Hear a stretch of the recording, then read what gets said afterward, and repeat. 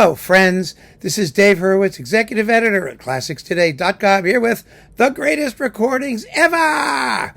And today we're talking about Mahler's Symphony Number 1. Now, this is an excellent video, I think, to demonstrate the point of this series, which is not necessarily to pick out the best recording of a work which has a dozen best recordings, but rather to pick out one of the best recordings, which is still one of the best recordings ever because, it's just fantastic. And you get to a certain level, and once you get past that level, choosing one over the other is invidious and unnecessary. And I think really a question of comparing different levels or varieties of excellence. So the choice for one of the greatest recordings ever in Mahler's First Symphony is this one, Riccardo Muti and the Philadelphia Orchestra. I mean, it's a stunning performance of Mahler's First. And what makes it so interesting for me is that it's not from forces that are normally associated with Mahler. Now, Philadelphia actually did more Mahler than they get credit for doing. There were all these people in the 60s and 70s who were doing cycles and whatnot. But the truth of the matter is, Ormandy he made the first recording of Mahler too. He remade it in Philadelphia, a recording which was a complete botched job, sonically speaking, but interpretively was quite good. But, you can't listen to it.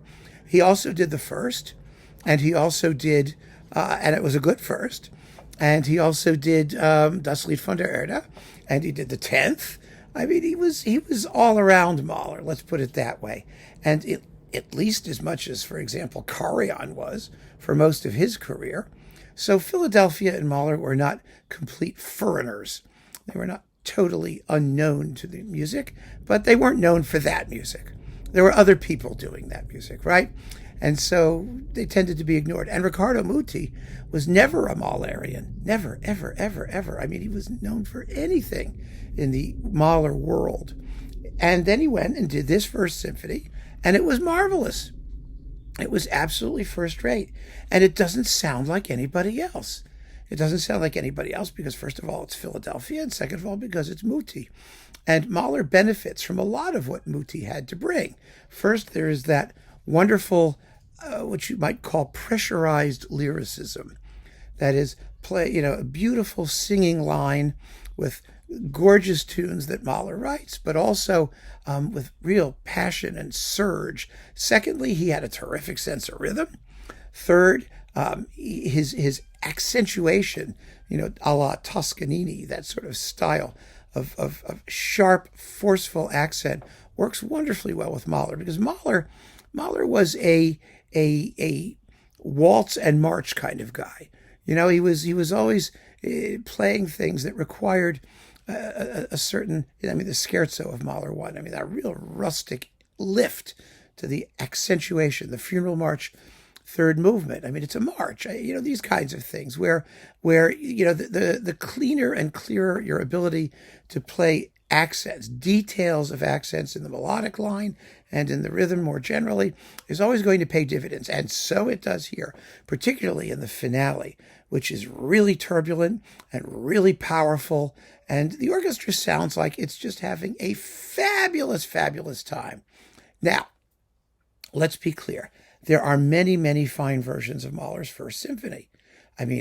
Most often we come back to Kubelik with the Bavarian Radio Symphony on Deutsche Grammophon, which has a rusticity and a freshness that haven't aged a bit.